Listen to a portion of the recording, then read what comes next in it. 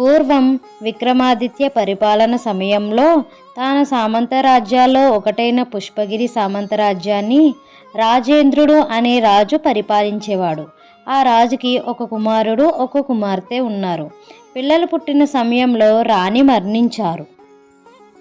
ఇలా రోజులు గడుస్తుండగా ఒకరోజు రాజ్యసభలో మహామంత్రి లేచి,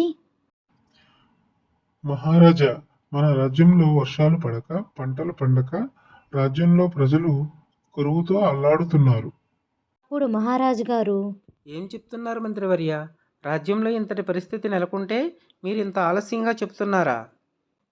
రాజపురోహితులు గారు, ఈ విపత్తు నుంచి బయటపడడానికి ఏమైనా పరిష్కార మార్గం ఉందా మనకి? మహారాజా, ఇటువంటి ఆపత్కాల సమయంలో మనం యజ్ఞ యాగాదులు చేసి దేవతలను సంతృప్తిపరిస్తే మనకు వర్షాలు పడేలా వారు కానీ మహారాజా, ఇది సతీ సమేతంగా చేయవలసిన యజ్ఞం.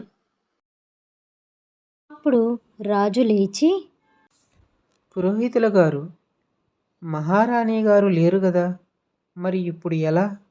అప్పుడు పురోహితుడు, మీరు ద్వితీయ వివాహం చేసుకోవలసి ఉంటుంది.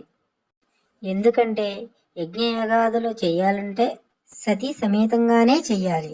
అంతేకాకుండా యువరాజు యువరాణి చిన్న వయసు కలవారు. పురోహితుల గారు చెప్పింది బాగా ఆలోచించిన మహారాజు ఒక శుభముహూర్తాన పెళ్లి చేసుకున్నారు.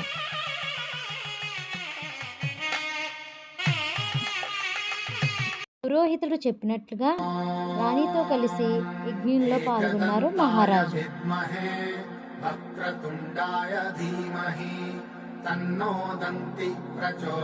యజ్ఞం చేసిన మర్నాడు నుండి వర్షాలు బాగా పడి పంటలు బాగా పండాయి. రాజ్యంలో ప్రజలంతా సుఖశాంతులతో ఉన్నారు.